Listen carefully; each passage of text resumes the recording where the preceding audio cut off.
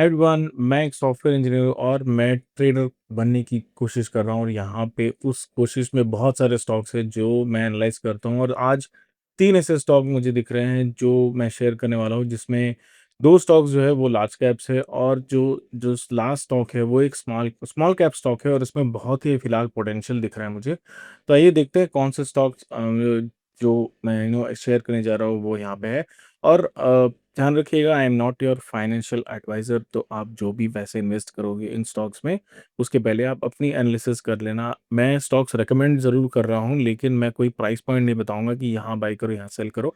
मैं चाहता हूँ आप खुद ये धीरे-धीरे डिटरमाइन करो और कौन-सी पोज़ीशन में कौन-सी पॉइंट पे आपको बाय करना है, कितना रिस्क रिवॉर्ड रखना है, कितना इन्वेस्ट करना है, ये आपका पर्सनल डिसीजन होगा। तो आपकी एनालिसिस एक बार करना और उसके बाद ही ये डिसीजन लेना। मेरे कहने पे या फिर इस वीडियो के बेस पे एनालिसिस मत करना। तो सबसे पहले देखते हैं, तो आते हैं वीडियो पे। सबसे पहले देखते हैं निफ्टी को। तो यहाँ पे निफ्टी को देखो, तो यहाँ पे निफ्टी पे एक ब्रेकआउट हमें देखने को मिला है। यहाँ पे निफ्टी जिस ज़ोन पे फँसा हुआ था, जिस एरिया पे वो कंटीन्यूअसली फँसा हुआ था और वहाँ से बाहर नहीं निकल रहा था, आप देखो कंटीन्यूअसली यहाँ पे एक रेजिस्टेंस मिल रहा था और यहाँ पे आप देखो ये ऊपर की तरफ धीरे-धीरे मुझे लगता है अब मूव करने लगेगा। तो यहाँ पे इस पॉइंट पे जो स्टॉक्स है वो बहुत अच्छा परफ़ॉर्म करते हैं।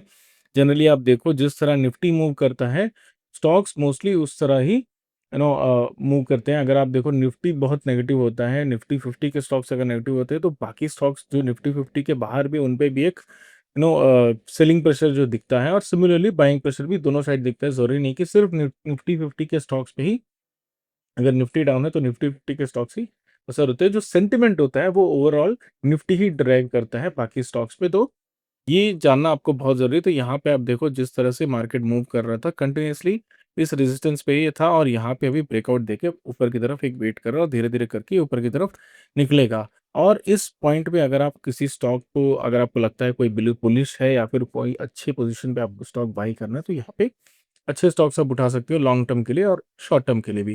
तो अब पहले चलते हैं, सबसे पहले चलते हैं जो स्टॉक हम अभी फ़िलहाल रिकमेंड करने वाले हैं, दैट इज़ बॉश। पहला जो स्टॉक जो है, तो बॉश को देखो आप यहाँ पे एक वीकली चार्ट पे देखो तो बहुत ही क्लियर, व्हेयर इज़ दैट? या यहाँ पे आप देखो बहुत ही क्लियर ब्रेकआउट है। यहाँ पे एक ब्रेकआउट आपको देखने में मिल रहा है। अगर मैं I think I will delete the rectangle one, that will be better.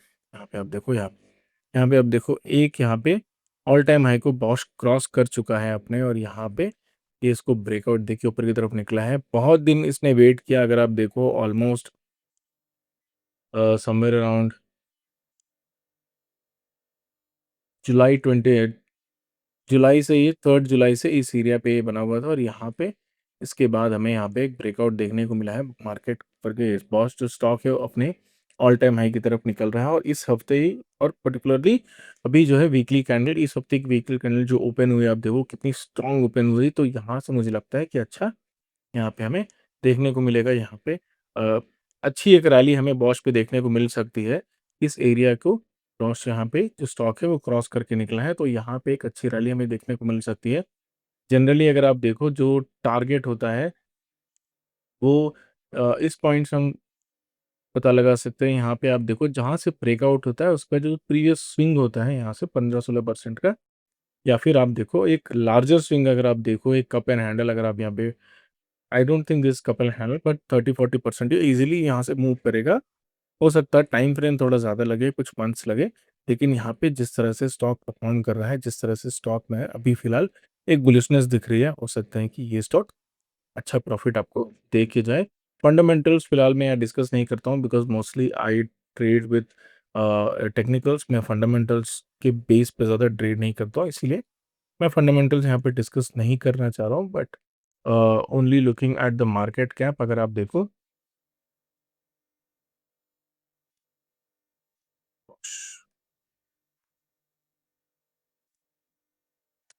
अगर आप पहुँच के देखो 1.31 लाख करोड़ का यहाँ पे मार्केट कैप है, एक लार्ज कैप स्टॉक है। तो यहाँ पे आप यहाँ पे इसको एनालाइज़ कर सकते हो और अपने रडार पे रख सकते हो। जब भी आपको लगता है there is a good opportunity, और यहाँ पे आप एंटर कर सकते हो और अपने हिसाब से रिस्क रिवॉर्ड यहाँ पे सेट कर सकते हो। जो सेकंड स्टॉक है वो है सोलार इंडस्ट्रीज़।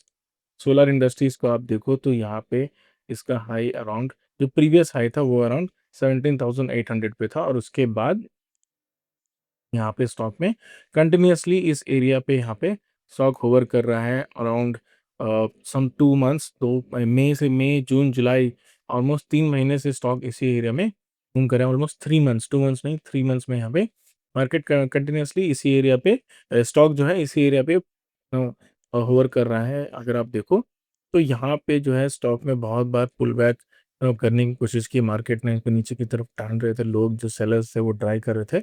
लेकिन यहाँ पे क्या हो रहा था, बार-बार एक हायर हाई बनाते हुए जा रहा था। तो यहाँ पे मुझे लगता है अब एक ब्रेकआउट हमें सोलर इंडस्ट्रीज़ पे देखने को मिल सकता है। अगर आप सोलर इंडस्ट्रीज़ का मार्केट कैप देखो,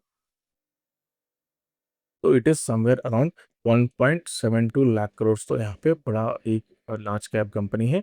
और यहाँ पे मुझे लगता है जिस तरह से मार्केट में यहाँ पे बुलिशनेस है सोलर इंडस्ट्रीज़ पे, मुझे लगता है बहुत अच्छा एक रिटर्न ये दे सकता है, जिस तरह से मार्केट में सोलर इंडस्ट्रीज़ मूव कर रहा है। अगर आप यहाँ पे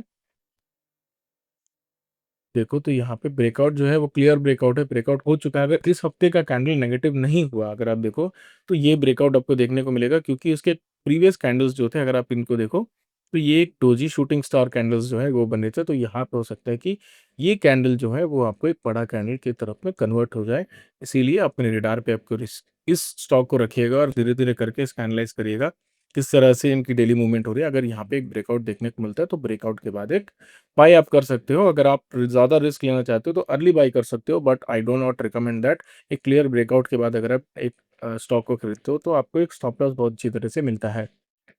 तो यहाँ पे सोलर इंडस्ट्रीज़ जो है वो सेकंड स्टॉक है, और थर्ड स्टॉक एक स्मॉल कैप स्टॉक है। अगर आप देखो, इसका नाम भी थोड़ा डिफ़िकल्ट है। I think it is some federal mogul word से something. I am not exactly sure कि इसको प्रोनाउंस कैसे करते हैं, लेकिन अगर आप इसका डेली चार्ट देखो, तो यहाँ पे एक बहुत ही अच्छा यहाँ पे पैटर्न बन रहा है। ये हॉरिज़ॉन्टल ब्रेकआउट हमें देखने को मिल रहा है। स्टॉक कंटिन्यूअसली अराउंड 491 से 500 के बीच में कंटिन्यूअसली इस एरिया में होवर कर रहा है, और यहाँ पे एक ब्रेकआउट के लिए वेट कर रहा है। अगर यहाँ से ब्रेकआउट होता है, I feel this stock will definitely go to its all time high. यहाँ पे ऑल टाइम हाई तक ये स्टॉक जा सकता है, क्योंकि इस एरिया से जब भी ये ब्रेकआउट करेगा, अपने ऑल टाइम हाई पे पहुँच जाएगा। अगर आप वीकली चार्ट पे देखो, अगर आप डेली चार्ट पे भी देखो, तो यहाँ पे इसका जो नेक्स्ट रेजिस्टेंस है वो अराउंड इस एरिया पे है।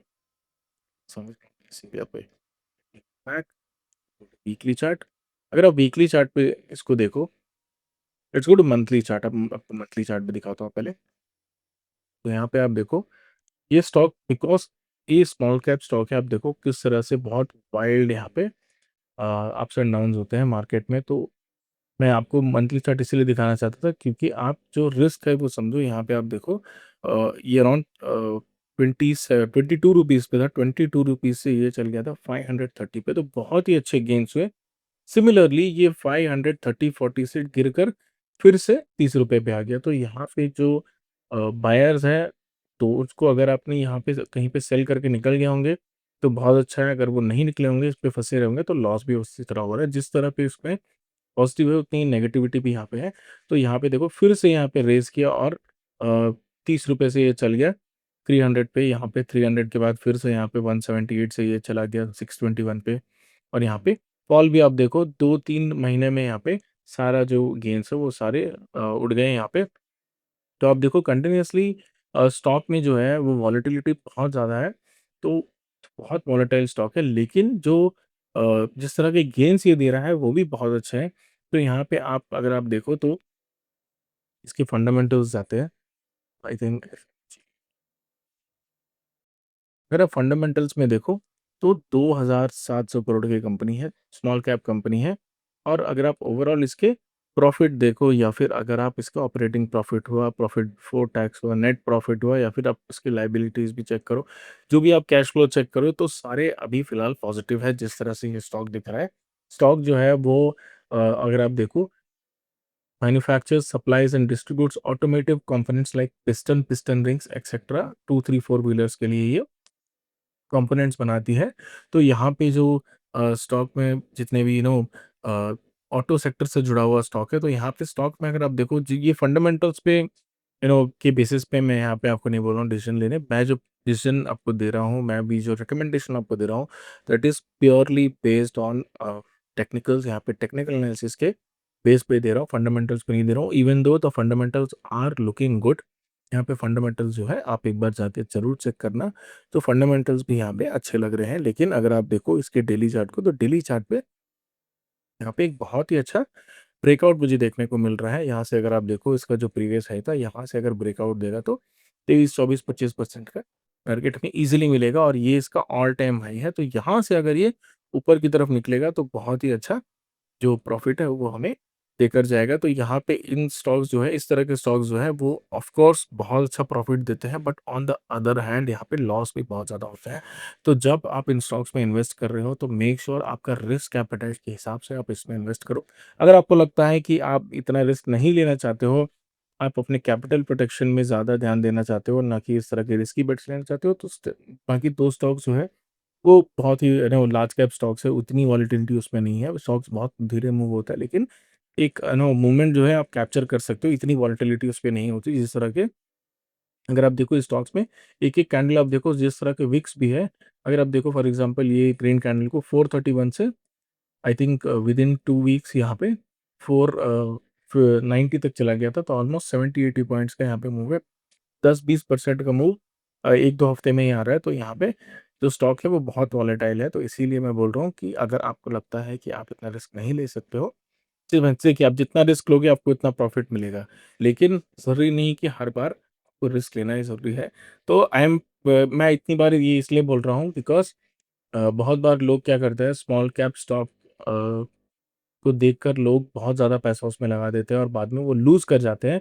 तो मैं कभी रिकमेंड नहीं करता इस तरह के रिस्की बेट्स लेना।